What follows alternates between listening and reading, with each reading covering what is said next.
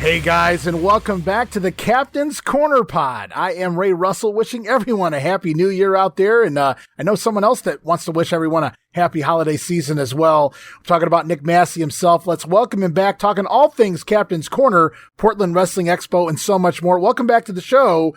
Hey, let's do the old catchphrase, guys. Let's ask the question, what's happening, Captain? 2025 is here, my man Ray. And we hope it's just as big, if not bigger, than 2024 was on the Captain's Corner podcast, of course, featured on the WrestleCopia Podcast Network. Got a lot of great stuff coming today, a lot of great stuff coming throughout the winter months with the Portland Wrestling Expo. And great to be back here with you in the maiden voyage of 2025, Ray. Yeah, it's been a while. I took a couple weeks off. When I announced at the beginning of December that I would be taking a sabbatical for 2 weeks here, in the latter half of December, I don't think a lot of people believed me, but it happened. And then I started getting, are you really not posting any show? No, I took a couple weeks off, but we are back. Hopefully everybody had a happy holiday season and a very safe new year thus far. But yeah, you got a lot of things going on, Nick. I know it's always something going on in the Captain's Corner world, but the Portland Wrestling Expo is upon us. Just a month away, just over a month away. Hard to believe we're under 6 weeks now, Ray. And I feel like this podcast is a part of, the early stages of that journey throughout this entire journey as we near to February 22nd, Portland Wrestling Expo. We've had on so many amazing guests, the Grappler, Mean Mike Miller, Ricky Santana, Top Gun. And then there'll be a bunch of other great names there. Nord the Barbarian, Eric Bischoff, Rikishi. And, every week we're fortunate to add another name to the lineup. Heading over to pwexpo.com, by the way. And today we have one of the guests that will be at the Portland Wrestling Expo on February 22nd. And that's Rocky Della Serra. And I'm really excited about this interview.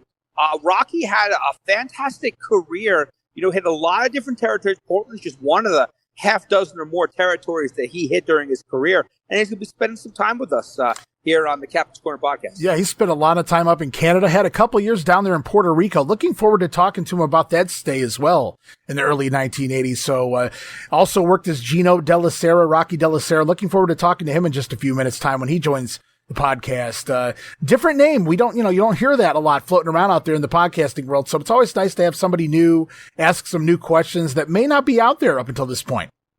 I was really excited. The relationship with Rocky started because, shout out to Zachary Carey, New England's own. Him and Rocky, and I'm sure we're going to talk about in a bit, working on a biography for Rocky that should be released in the next, hopefully by February 22nd, but definitely within the next few months. Zach reached out to me and said, hey, Rocky's interested in being involved in the Portland Wrestling Expo. And I said, say less. And had the pleasure to talk with Rocky over the last few months. And, he's had that career that, none of the talent today will be able to enjoy, where you're in different parts of the country. You're in different parts of really the world. Because, he spent a lot of time in all the various territories in Canada, many territories in the U.S., of course, a territorial U.S., Puerto Rico, and he made a living for a long time. Of course, his brother, Bob Della Serra, right? Another man that spent a ton of time in the territories. And, he's the kind of guy that I love kind of picking his brain and hearing his story, because it's a unique story that, unfortunately, if we don't get out in places like this, Ray, and also in Rocky's upcoming book, it's not going to be told by Vince McMahon. It's not going to be told on AEW TV. I shouldn't even say by Vince McMahon, but you know what I meant. It won't be told on WWE or AEW TV. So it's really important that there's platforms like this. And then, of course, in the upcoming biographical release, where Rocky's story can and will be told. I'm looking forward to that. I hadn't heard that yet. Very cool deal. We'll have to pay attention to that. I'll be plugging that on part of the WrestleCopia Podcast Network when the time comes. Got a lot of good books coming out here fairly soon in the world of wrestling. So that's just going to be one of them.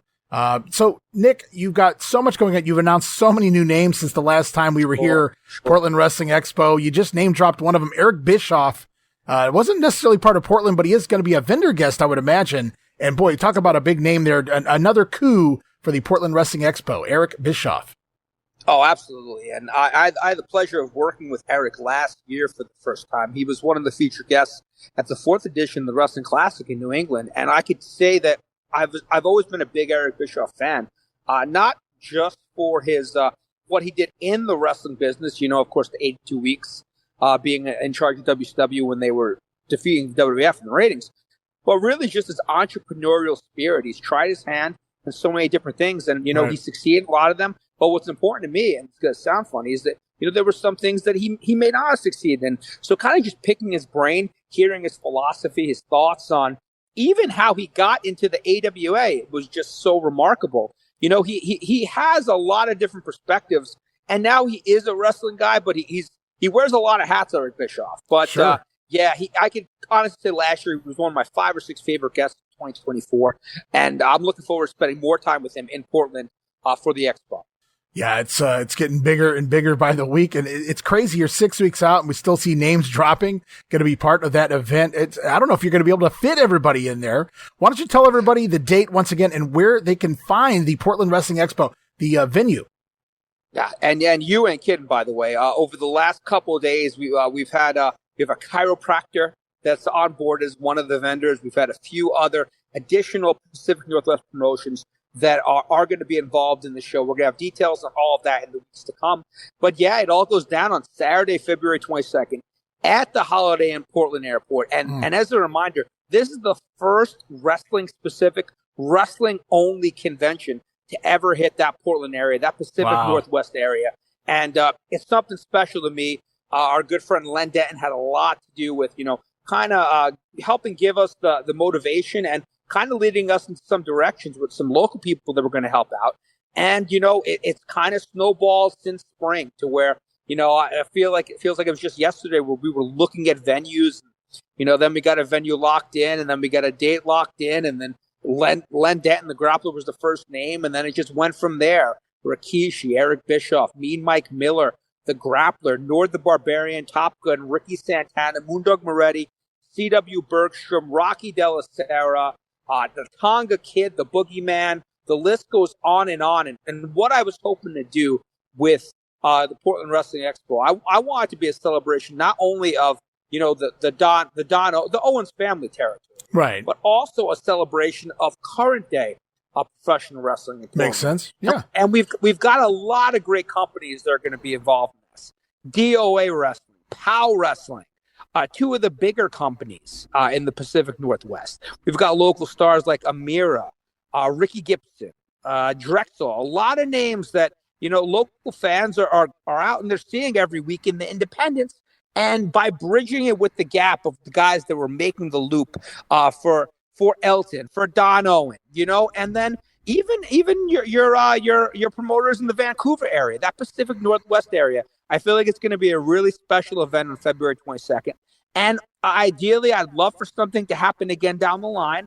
But if this is the only event of its kind, you're going to want to head over to pwexpo.com and get your tickets for February 22nd's Portland Wrestling Expo, because after this, there's no guarantee that we have something like this representing the Pacific Northwest again. So yeah, I'm looking forward to it. Nobody wait for Expo number 2. You got to jump in there right now. Like you said, the first time ever, wrestling only. Expo like the convention like this on the West Coast or in the Portland area, I should say. And it's just going to be a huge deal going down. Lots of great names, including one of them that looks like they've just joined us here in the studio. Nick, if you want to welcome him on. Oh, absolutely. And we brought up all the amazing names that are going to be part of the Portland Wrestling Expo on Saturday, February 22nd. And it's great to have on one of those names right now. He's going to talk a little bit about his upcoming book release in 2025. He's a man of many names, but for the purposes of Portland wrestling, we're going to call in right now our good friend Rocky Della Serra. Rocky, want to thank you for stopping by the Captain's Corner podcast. How you doing, Nicholas and Ray? I'm really happy to be here, and I'm really looking forward to the Wrestling Expo on February 22nd in Portland, Oregon. Love Portland. Got a lot of great memories wrestling there for I think one of the great wrestling promoters that I've ever worked for, Don Owens, and so I got a lot of great memories to talk about tonight, about those years and all the other years that I've wrestled. So you guys, hand me the questions and I got the answers. Absolutely, Rocky. Well, I want to start with if you could kind of take us, of course, your older brother, Bob. I believe Bob started a few years before you, right, Rocky? He did. He did start in wrestling before me. Bob's about 6.5, say about 7 years older than me. He was my big brother, Bob, well known as Big Bad Bob Della Serra, also known as. He got a break in Europe, in Germany, and he took on this wrestling gimmick called the UFO, which was kind of something that was really hot at the time.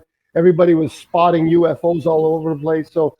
He took on this gimmick where he was the first masked wrestler in Germany, and so he would walk around the ring like he was all spaced out, and he just caught on there. And you know how it is in wrestling: once you catch on and the gimmick gets over, then the people love it, and the promoter loved it, and that was his break.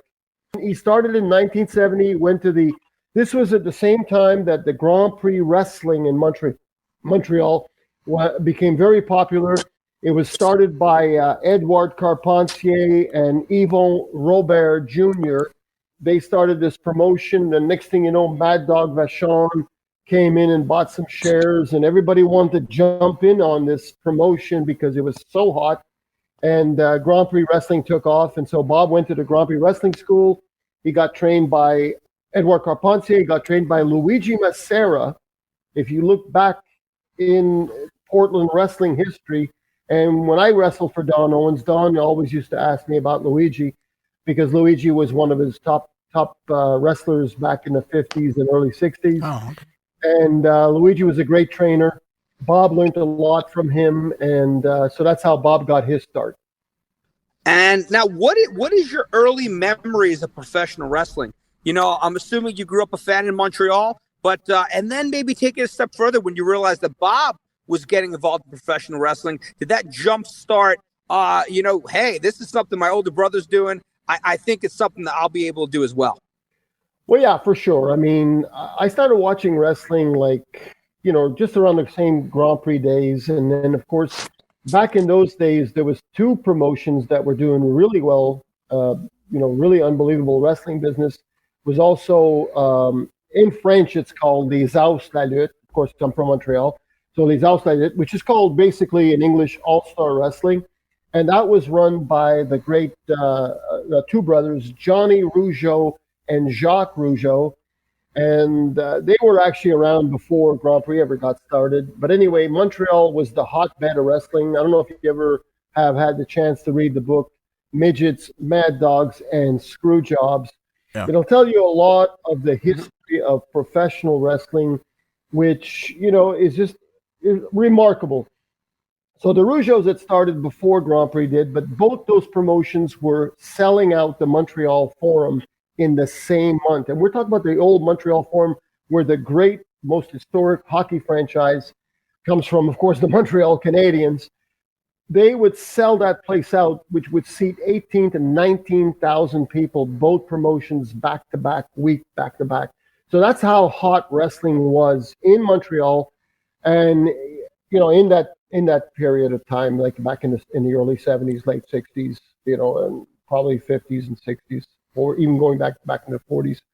I was reading the book Midgets, Mad Dogs, and Screwjobs. They were talking about the great Strangler Lewis. I don't know if you guys ever heard of him. Sure. Wrestled in Montreal. Carl Gotch, Lou Thez. I mean, the history of wrestling, goes way back when wrestling was almost kind of like a half shoot. No, I mean, yeah, if you made a list of the 10 biggest cities in pro wrestling history, Montreal would absolutely be on there, with the history throughout the territories. And then, of course, even now with stuff that WWF has done, what WWE has done in Canada as well, in Montreal as well. Absolutely. For sure. Yeah, and Vince McMahon was no fool. Obviously, when he took over national expansion and the WWF started running Montreal, they would bring Hogan up there, but they would keep all of the familiars as well. Rick Martel would come through, obviously, Dino Bravo, Haku, who had been King Tonga up there. So they knew the guys that the fans would know, and they would constantly book them on, obviously, the Rougeau brothers, things like that. And yeah, it was always, and Rocky's absolutely right. I think the sellout was right around 18,000 or so. So they had been booming. That was always a huge wrestling town, was Montreal. For sure. I mean, I can remember wrestling for a promotion that started back in about 1980 called International Wrestling. That was started by Gino Brito and Dino Bravo, and also Frank Valois. And so this international wrestling just picked up and got really popular. And they were kind of working with also with the old Vince McMahon Sr., and they would bring in WWF wrestlers from New York, because that's where basically the WWF wrestling was based out of back when Vince Sr. ran it, and I'm sure it still is, with Vince Jr., but he's kind of gone international, worldwide, and kind of revolutionized the wrestling industry. So anyway, I started working for International Wrestling, say roughly around 1982, 83. Got the opportunity to wrestle on about 4 or 5 maybe wrestling shows at the old Montreal Forum, and wrestle in front of some houses that had 18 to 20,000 people. I can remember one in particular. It was a Sunday afternoon. It was a big snowstorm. King Tonga, like you mentioned his name, and Dino Bravo were working an angle. Next thing you know, we're on a Sunday afternoon. It's 2:00. We got a snowstorm. But the thing about Montreal, snowstorm or not, there's no excuses. People show up to the show. Like everybody, nowadays, they run their show. Oh, well, we had snow today. Nobody came to the show. Well, we understand. No, not in Montreal. Snowstorm, blizzard. If they want to see something in Montreal, they're going to show up. I love it. You talked about the early 80s there. There was another run you did for Carlos Colon down in the Puerto Rico territory, World Wrestling Council. And so I had 2 questions for you in regards to your run there in Puerto Rico. It was right around 81, 82, 82, 83, something like that. First, I wanted to ask you, I noticed a lot of Canadian talent, or talent that was very, very familiar in the Canadian territories anyway, seem to all migrate to Puerto Rico, which is kind of odd because they go from Canada through the States all the way down to Puerto Rico. But at the same time you were there, it was also Frenchy Martin, Pierre Martel, Jerry Morrow was there. There was just a lot of Mad Dog Lefebvre. Is that correct pronunciation? Halfway anyway. So a lot of you guys were down there at the same time. Who booked that? Was it Carlos's time working up in Stampede and whatnot as Carlos Belafonte and whatnot? Was it just his connections with the Canadian promoters, or was there someone booking all the Canadian talent down to Puerto Rico all at the same time? That's a good question, because I'll be honest with you. I got in there, of course, because my brother Bob was working there as one of the Fabulous Kangaroos with his tag team partner, Don Kent. Right. And their manager was the great Al Costello, who had started the Fabulous Kangaroos way back, in the 50s. And 1960s. Now we're talking about another century here. So anyway, I talked to Bob, and he says, they'd be interested in you coming down here. So I show up to Puerto Rico. My name is Rocky Della Serra. I talked to Jose Gonzalez, the great Jose Gonzalez, and Carlitos Colon. And they said, well, listen, Rocky's not a wrestling name. We'd like to call you Gino Della Serra instead of Rocky. So I said, that's fine. You guys are the bosses, whatever it takes. And so I started working there as Gino Della Serra. And then, next thing you know, I start seeing, Bob Boucher from Quebec City. He came in to wrestle as Fidel Cortez. He ended up being tag team partner with the Cuban Assassin. They came in as mercenaries. Right. Next thing you know, Mad Dog LaFive is coming in. Joe Ventura from Montreal came in and started working there. He had been there before, a couple of years before that, but he came in and worked the indigenous style of wrestler, the native Indian. Joe Lightfoot, I believe, was Joe Lightfoot. Yeah. Correct. And so, we found that we were like 4 or 5 Canadian guys there at that time. And when I started there in 1982, Jose told me, well, we're going to tag you up with Eddie Gilbert. So I said, okay, and Eddie had been working with his dad, Tommy, and working against the Fabulous Kangaroos a lot for about a year before I got there. And then I guess, Tommy was going to be leaving. And so they figured, well, they put me and Eddie as a tag team. And my brother, Bob, and Don, the Kangaroos, were leaving. So next thing you know, there's this big wrestling convention in San Juan. WWF is in town. Capital Sport Promotions, which is run by Carlitos Colon and Jose. Next thing you know, Vince is in town. Next thing you know, they're booking Eddie Gilbert to New York to work for WWF. So now I don't have a tag team partner no more. Of course, he's going to go to WWF because that's a big break for Eddie. And they came up to me and said, well, listen, Eddie's not working for us no more. He's going forward for Vince Sr. So we're going to team you up with Pierre Martel, the famous Frenchy Martin. And I said, that's fine with me. I'm just happy to be here. I'm just happy to get a little break and let's do her. Wow, that would have been something else.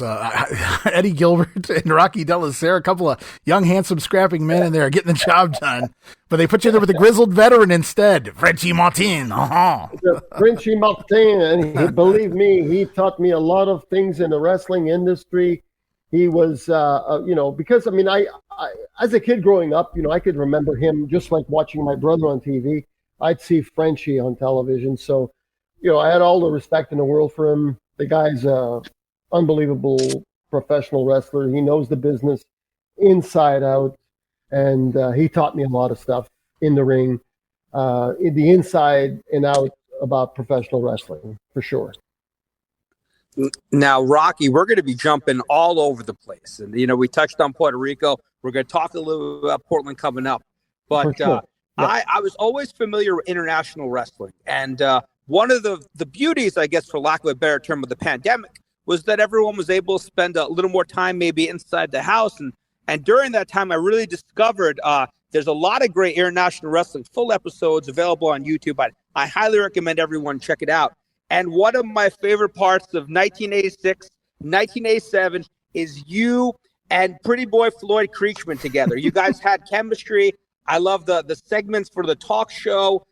Him calling you Rocky, you were his muscle. Why don't you talk a little about Pretty Boy Floyd Creechman? I feel like he's a bit of an unheralded talent, Of course, his father was a legendary manager as well. But can you talk about your time there with him in Montreal, and then, maybe a funny story you may have? I got nothing but really good things to say about the Creechmans. They were really good to me, number one. Number two, when I started with international wrestling, like, 82, 83, they always used me as a preliminary guy. And then the Creechmans, about 86, end of 1986, 87, Dino Bravo had left Gino and had gone to work for Vince Jr. Rick Martel left, because that was just around that period of time where Vince Jr. was going from one territory to the next, cherry picking all the top wrestlers that were drawing money in those territories. So he was monopolizing. Of course, his objective was to monopolize professional wrestling. So the Creechmans, Gino's all alone, and the Creechmans came in and said, "Hey, listen, let's help you out. Let's help you promote." So they invested in international wrestling, and next thing you know, I got Floyd and Eddie talking to me, and they were telling me, we're going to give you a push. And we're going to, try and bring you up along the card, and you're not going to be a preliminary boy all the time. And so, and this is something that Floyd had always said to me and my brother Bob, because me and my brother Bob for many years were undercard guys on the international wrestling show. He said, if I had any say in this, you and Rocky would be on the upper part of the card. And he came through with his promise. So, he did that. And there was a lot of time there where, I spent a lot of time with Floyd, and me and him became really good friends. He promoted me as much as he could. And I'm very thankful for that. And, for me, it kind of gave me that pat on the back that we all need every once in a while. And, hey, listen, buddy, you're a professional wrestler, and we're going to give you the push that you deserve. That seemed like it was sadly an uncommon thing in the world of wrestling. A lot of people stabbing in the back, you hear tell of, not so much people trying to help one another. So that's good to hear that Floyd Creechman was, he was a man of his word. He kind of said, if I ever had anything to say about it, you guys would be doing a whole lot more. And obviously based on what Nick was just talking about, those videos are out there, go check some of it out. It was some really fun stuff they did with you there. They gave you the ball and you ran with it. You guys ran with it. I ran with it, the best I could. And, like being in Montreal, you got to be able to speak English and French. And, I grew up in a French neighborhood. I got a lot of aunts and uncles. I'm Italian. My family background is 100% Italian background, but a lot of my aunts and uncles married French Canadians. So, you can't get away from that in Montreal. There's always a lot of French Canadians. And so my parents sent me to English school, but I learned a lot of French growing up in a French neighborhood. And so I had no problem, getting on the microphone and talking on a stick, like we call it in professional wrestling, being good on the stick. But of course, Floyd Creechman, he had incredible talent as a wrestling manager. He was a great talker. I can remember wrestling in Tennessee, and all of a sudden I see Floyd Creechman show up. And on one and I'm pretty sure it's on YouTube, where him and Jerry Lawler are going back and forth, doing a wrestling, talking where, they were bringing Floyd in and he had this certain wrestler that he was bringing in. And both of them going back and forth. They were two unbelievable talkers, and it's like unbelievable to watch that. But all of a sudden Floyd came out of nowhere from, Montreal, and there he was in Memphis. He didn't stick around too long, but Floyd had unbelievable talent to be a wrestling manager. I'm surprised he never made it with Vince McMahon Jr. Well, I hate to jump around on you, but I love, you have some very vivid memories of the business and your career. So we're greatly appreciative of everything you're sharing with us. But I wanted to go back just to Puerto Rico real quick, because I'd be remiss if I didn't ask you another question. Do you have any, the fans there were very riotous at times and could be very scary, throwing batteries and rocks and perhaps cups of piss, I've heard in past stories. So I've got to ask you, do you have any memorable stories of anything that may have happened, transpired with the fans there, or any good stories at all in general of your memories dealing with that type of fan reaction? I do have one really, I've got one that I can say here on television, on okay. The podcast for sure.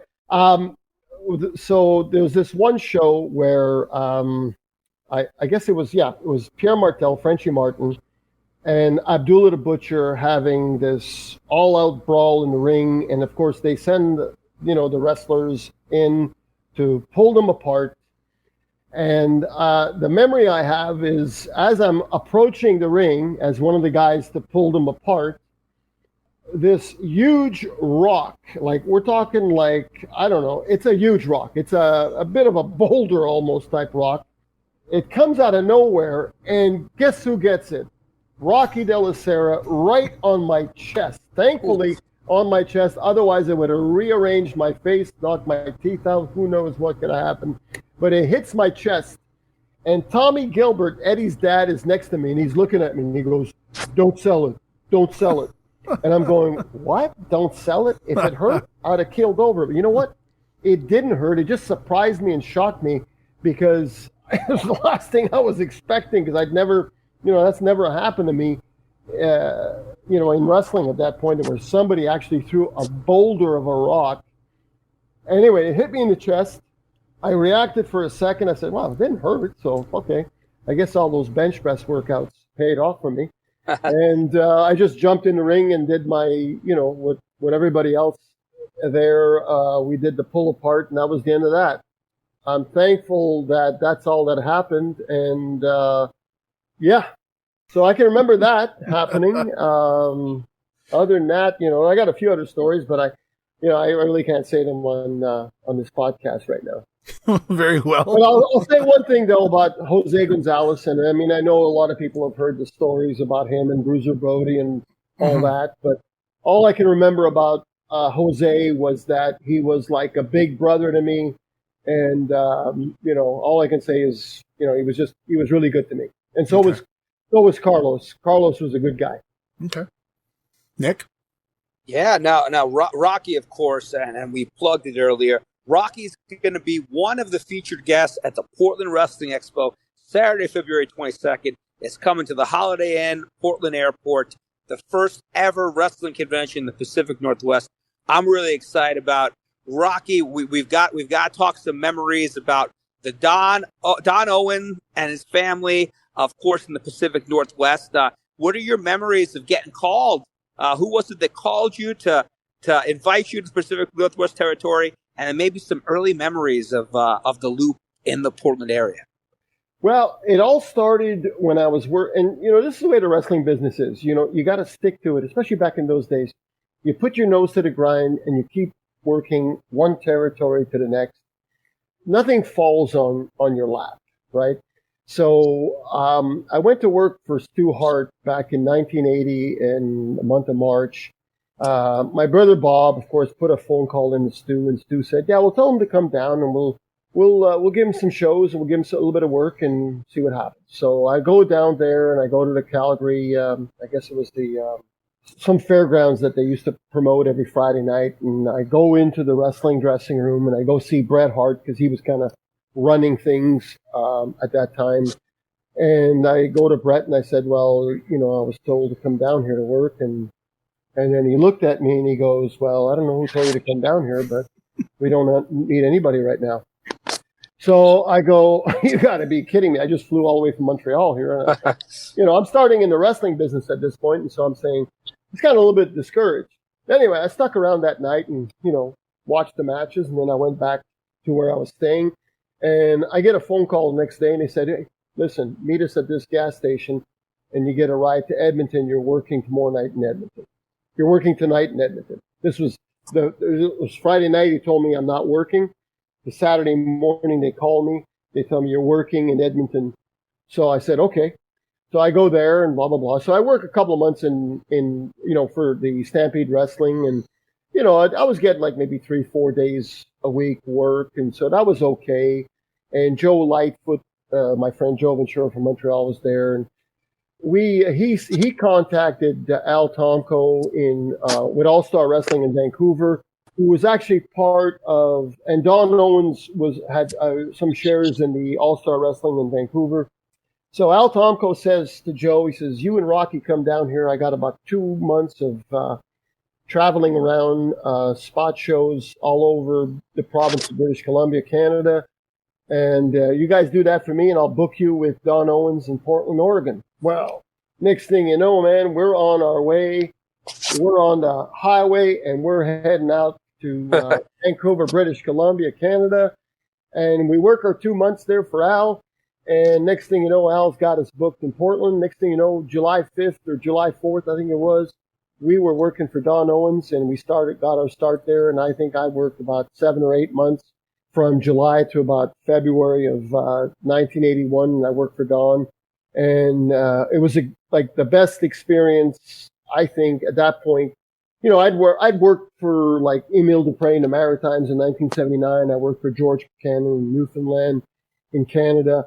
But working for Don for sure was an unbelievable experience because, I got to see some great wrestlers, meet some great wrestlers, and really feel like I was starting to take a step up in the wrestling industry. Well, and you were there for, it looks like, about 7 or 8 months, Rocky, which is a long time back then to be in the territory. So you must have been impressing all the right people to stay on board for that long period. And well, I was wrestling and I was working real hard. I was looking really great. I was working out in the gym back then, 5-6 days a week. I was young. I was like 22 years old. Wrestling was definitely in my blood.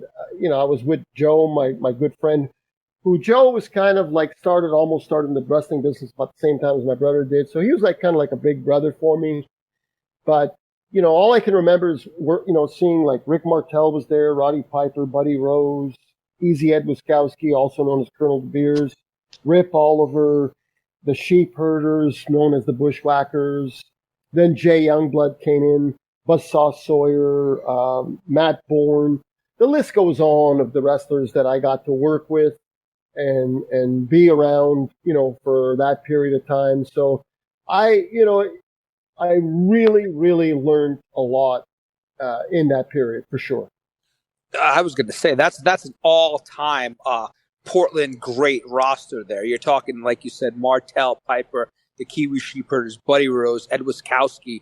You learn from so many legends that were on the same cards as you. Another legendary Portland name that's talked about a lot, but didn't spend any time in the ring is Elton Owen. I got to know, do you have an Elton Owen story or anything you may have heard about Elton during your time up in the Pacific Northwest? Elton, now are you talking about Dawn's brother, Elton? Yes, Elton, sir. Right? Yes, sir. Yeah, the old guy. Okay, yeah. Yeah. He was actually a pretty funny guy. He was a really funny guy. So, okay, so this is Elton. Elton used to run Eugene, Oregon, and I think he had Albany, Oregon. I'm trying to think of if he had any other towns. But Eugene was his main town. Now, Elton is a kind of a little guy. He never wrestled a day in his life. Anyway, he was a pretty funny guy. So, every time, like sometimes Eugene would draw some good crowds and not draw some good crowds. So the nights that he wouldn't draw some good crowds, well, I used to go in and get my pay for the night. And I can remember Elton looking at me, and he looked like he was like a glazed donut, like in his face, because it looked like he'd been drinking something. Him and his wife, both of them. And make a long story short, he'd look at me and say, "Rocky, well, there's plenty of bread, but there's no butter. That means the pay wasn't going to be too big." And then he'd do this other thing. He'd do this other thing on the first match, like the undercard match. He'd say, do you know how to shoot, Rocky? I said, yeah, I did a little bit of amateur wrestling at the YMCA in Montreal. He'd say, well, listen, you're going to shoot with Salvatore Bellomo tonight, who Salvatore couldn't wrestle his way out of a paper bag, but everybody put him over on the shoot in the first minute of the undercard match. So, in other words, the boys were working Elton, the promoter of Eugene, Oregon, and this little guy, Elton, like he was like, I don't know how old he was at that time. He'd be bent over looking at the shoot, at the ring apron, looking and watching, like he was like really enjoying it. Like he says, okay, I got one on the boys, but the thing is that we got one on him. We would work the shoot. And so finally, Salvatore was leaving the territory, so he puts me over on the shoot. And so I come in to get my payoff that night, and he says, well, you won the shoot, but he says, are you sure you guys didn't work that shoot? Because, Salvatore's a real good shooter. He beat everybody in the territory. Amazing. In my mind, I'm going, listen, Salvatore couldn't shoot his way out of a paper bag. Trust me. He's got spaghetti. He's an Italian with spaghetti bicep arms. I love it. Rocky, thank you so much for that. You didn't let us down with the Elton Owen story. So No. Elton Owens That's great. got a lot of stories about him. I'm sure all the wrestlers you're going to talk to for this wrestling expo will have a story about Elton. I got another one, but I'll leave it for another time. And you know what? And I'm glad you're leaving the story because we've had such a great time the last half hour. But we're going to close with this, Rocky. Sure. So I was introduced to you directly through a mutual friend of ours, Zach Harry. I know Zach's doing a lot of great work with you on an upcoming biographical release. So I'd love for you to talk a little bit about the process, how you and Zach came together, and then the process of, getting working on the book. And, it's going to be released very soon, hopefully in time for the PWE. But if you could just kind of tell all the listeners about the upcoming book and the process behind it. Thanks for reminding me because I was getting so excited about talking about Elton there. But yeah, we got to talk about this book. I mean, this is something that me and Zachary have been working on for 5 years. Wow. Zachary has got to be one of the nicest guys I've ever talked to. Like, I mean, he is such a really nice guy. He's from Lynn, Massachusetts, just right next to Boston. Me and Zachary kind of connected through Facebook, about 5 years ago. we friended each other on Facebook, and then next thing you know, we started chatting a little bit here and there. Next thing you know, we exchanged phone numbers, and then we started talking again on the phone. We started having these conversations, and then, I mean, this guy's like, I would talk to him, and he would almost sound like somebody that was actually in that wrestling territory that we were talking about. Mm-hmm. Like he was actually there, but Zachary's only maybe 35, 36 years old. And I'm talking to him about stories that were like 40, 45 years ago. So it's like Zachary has a great mind he's a wrestling historian.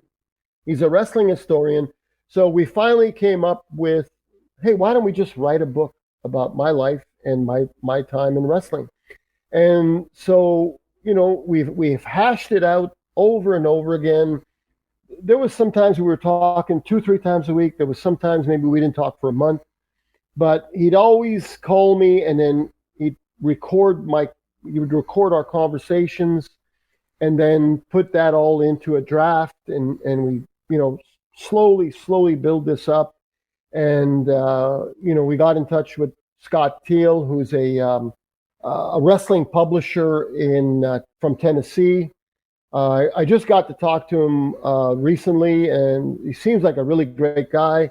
But, if it wasn't for Zachary and us, hashing it out, this would never happen. I've never thought of writing a book on my autobiography and also, in wrestling. But it's gone real well, and it's been a learning curve for me. It's not easy to write a book, trust me. There's a lot of things that you got to put together, and then to actually have an opportunity to have somebody to be able to publish it. All I can say is I'm really thankful that we got Scott Teal, and this book should be coming out in the next month. And so, yeah, I'm really hoping that it'll be available, by the time I get to the Wrestling Expo on, February 22nd for sure. And I'm really thankful, Nicholas, for having the opportunity to come down there and promote the book and see, some of the guys that I used to know. And, I know that my brother Bob wrestled in Oregon also back in 1985. Bob, of course, with his wrestling background in Germany, he came into Oregon and wrestled as a German. Carl Steiner, right?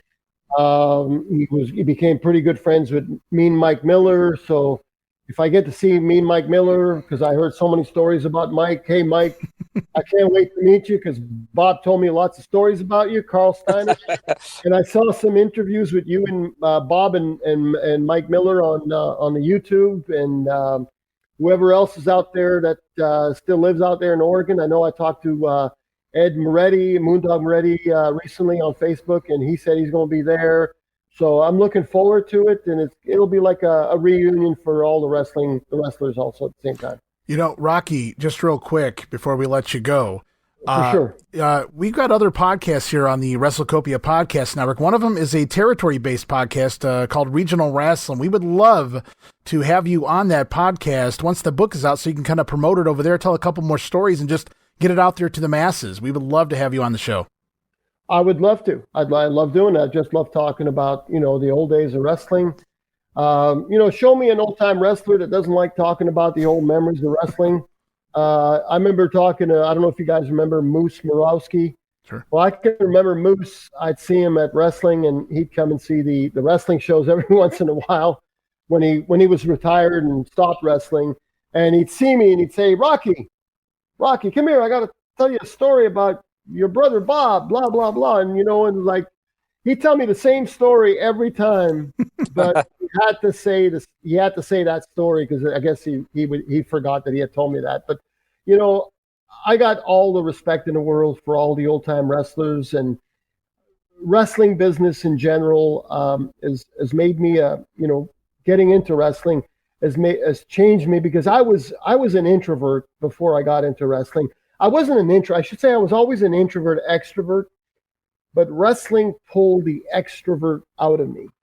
And so that's how I think that I was able to move forward in my life after wrestling, was because it was painful being an introvert, and so being able to be an extrovert, it's a great feeling, because Sure. when you're an introvert, you feel like you're trapped and you can't get out. And so I got to thank professional wrestling for taking that extrovert out of me, because it was always there. And so I'm thankful for professional wrestling. So that's yeah. So yeah, anytime you guys have a podcast and you want to hear some old time wrestling stories, I'd be more than happy to come on board and talk to you about old time territory wrestling, which it's too bad it had to come to an end, but I don't think it'll ever come back. Well, it was fun while it lasted, right, Nick? No, absolutely. And I think anyone that's tuned in for the last 35, 40 minutes that's heard Rocky give just a sample of the stories from his wrestling career is going to want to check out that book.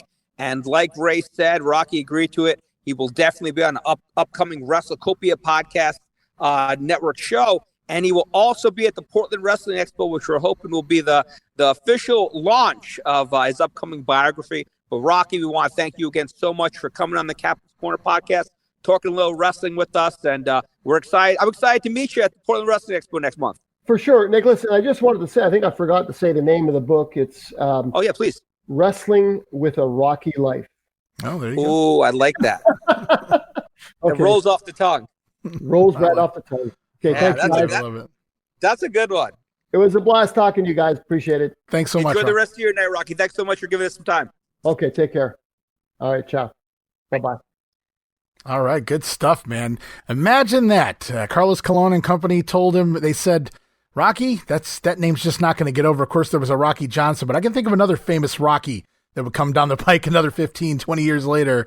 But yeah, it's kind of funny. But either way, it was a great stuff. I got to see that Puerto Rican footage many, many years ago when it first came out to the masses back in the tape trading days of Rocky's time there as Gino Della Serra. So it was fun to kind of get some take. But I had to go back when I started thinking, oh my God, I didn't. I always ask, that's the one question, like, tell me a story about the fans, The Puerto Rican fans, they have a reputation, and in most cases, it's well earned, having some good arms and with throwing things from rocks to bottles, but then also being passionate and loving pro wrestling. So yeah, no, it was great hearing Rocky talk about his time in WWC. I'm a big mark for the international wrestling of the 80s. So to touch a little bit about Pretty Boy Floyd Creechman, that was cool. And of course, we got to talk about wrestling with the Rocky life. Yes. Upcoming release, Rocky Della Serra's biography with help of Zachary Carey, which we're hoping will be available February 22nd at the Portland Wrestling Expo. So I had a great time. How detailed the stories he was telling here. I can't wait for that book. I mean, it's going to be amazing. Same thing too. There's a lot, and we've had them on here where something may not be as clear to the person answering the question as it is to the host or the co-host. How it is in our memories. But Rocky was hitting all the high spots. He was giving us more than we hoped for with his answers. Yeah, and you're right. I think he did an amazing job. Unintentionally, that's just because of who Rocky is, of making us want to hear another interview, making us want to buy the book. So I'm looking forward to it coming out, hopefully. And then, like you brought up, it's being published by Scott Teal, and Scott Teal is the premier wrestling writer and wrestling publisher known. So that's really exciting stuff for Rocky and Zachary. Yeah, double whammy. First, we kind of get a little tiny taste of what's to come in the book, but also knowing Scott Teal's behind it, he doesn't produce anything less than stellar. So I'm looking forward to it. Absolutely doubling down here. Can't wait till it's launched. But Nick, before we wrap things up, is there anything else you'd like to promote at this point in time on this episode, or is it all Portland Wrestling Expo this week? Well, coming up, of course, in the next we'll be live in a day or so I can kind of tell everyone about Maiden Voyage 2025 coming up very soon, as in the next day or two, with Wildfire Tommy Rich, Scotty Riggs, Rachel Ellering, and we're doing, I know it'll be near and dear to your heart, the JCP Roundtable with Tommy Angel and Ricky Nelson. It's the first virtual signing for both of those men. They're both trained by Nelson Royal. So we're going to have a good time talking all things JCP, talking about Ricky worked a couple of territories too. He worked Memphis, he worked Continental. Both the guys work South Atlantic. So we're going to have a good time this weekend. Maiden Voyage 2025. I saw you, Ray. You got the clap when we put up. Who told you? Scotty Riggs. I won't tell you who told me. Barry Rose. I believe it. So we're gonna have a good time coming up, and we have some announcements that we're gonna be coming up for the Portland Wrestling Expo that we'll be doing on here. Speaking of our good friend Barry Rose, we're only a little over 2 months to Glory Days GrappleCon 2 taking place at the Residence Inn in Tampa. Residence Inn Tampa Suncoast Parkway in Lutz, Florida. We've got Arn Anderson locked in. We've got Nikita Koloff, Dirty Dutchman Mattel, Bunkhouse Buck, Ming, Colonel Parker, Glacier, NWO Sting. The list goes on and on. It's a WCW theme show. We've got only 4 VIP tickets left. These VIP tickets, they sold. They're going to be sold out. So we didn't sell out in Orlando until a day before with our VIP tickets. These are going to be sold out easily a month before the show. So we want to thank everyone that's going to be coming back to Lutz in some cases for Glory Days GrappleCon 2. And we just announced the Wrestling Classic 6 coming up June 14th in the New England area. And I forgot to bring up to Rocky Ray. Thought I told you that we won't stop. We're coming back, but we're coming to Montreal for Slamfest 2025. That's right. Saturday, September 20th. So the Captain's Corner docket is filled up. We're doing conventions in every part of the country, international, and hand in hand the whole time will be the Captain's Corner podcast on the WrestleCopia Podcast Network. Looking forward to everything and anything that you've been able to help us with over the last 6, 7, 8 months now, Ray. Couldn't do it without you, my friend. Couldn't. I'm going to have to go find my damn passport. Now get a renewed passport here, huh? Heading to Montreal. Come on up. Well, I mean, that's a lot of things going on in the world of the Captain's Corner. I'm a little envious. Flying from coast to coast, border to border is Mean Gene Okerlund. Some cases driving, but some cases flying. Some cases flying. Yeah. Well, it sounds like that's been a pretty eventful episode. We got a lot out of Rocky, and sounds like you got a ton of stuff planned. Sounds like it's going to be a fun 2025. Looking forward to it. Going to try to make the events that I can. I'm waiting. We're going to see what happens here with our tax returns. I mean, we got a lot going on right now. Whatever you can, Ray. Yeah, you're going to have a captain's hat waiting for you when you land, whether that's by air or by sea. Somehow I feel like I would just be sitting in the bar wearing that hat, but I don't know. Well, you know what? That's an even better story if that's what winds up happening.